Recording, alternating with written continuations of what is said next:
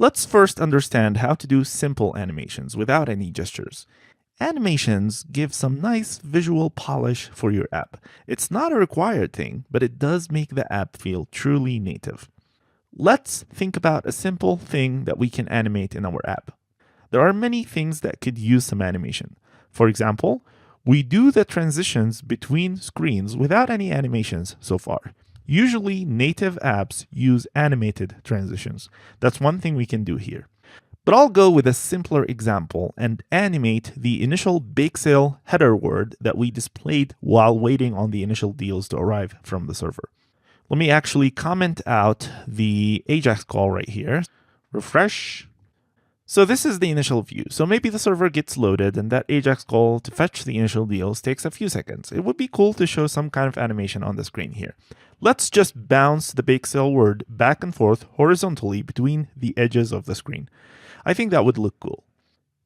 The animated library that comes with React Native has an excellent API to declaratively define powerful on-screen animations.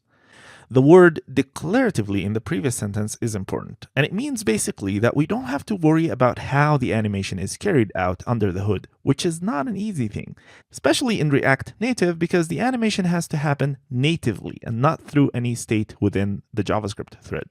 Thankfully, the animated API will take care of the how, and all we need to specify is the what to animate, and what motion effects and durations to use. The important thing to remember here is that when we animate something with the animated library, we will not be causing React's render method to be called repeatedly to perform that animation. The animation will happen on the UI thread behind the React Native bridge. Only defining the animation happens in the JavaScript thread. There are a lot of things to learn about the animated API. We can spend a full course on just that, but let me go over the basics. First, we need a value to animate. For example, in the bouncing animation that we are planning to do, the value to animate would be the X position for the bake sale word. But the value to animate can be anything. You can animate a color, a size, or an angle, for example. We also need the value to transition to. So we will be going from one value to another value over some period of time. If, for example, the X position starts with 0, we can animate the transition to, say, 100 over a period of 1 second, and that would move the word 100 pixels on the screen during that 1 second. We can also control the speed and acceleration of the animation. This is known as the easing of the motion, and React Native has built-in functions to use for many easing types.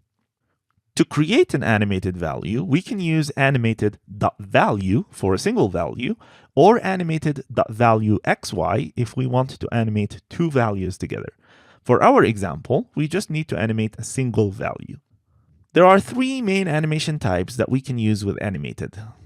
Timing is the popular one, probably because it's very configurable with the easing functions. We can only animate these special components here. So if we need to animate an image, for example, we would need to replace the regular image component with this animated.image component.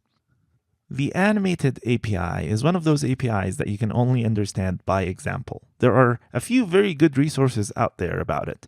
On top of that list is an article by my friend Nader here, who is a very experienced React Native developer. This is one of his many articles on Medium that explain React Native concepts pretty well.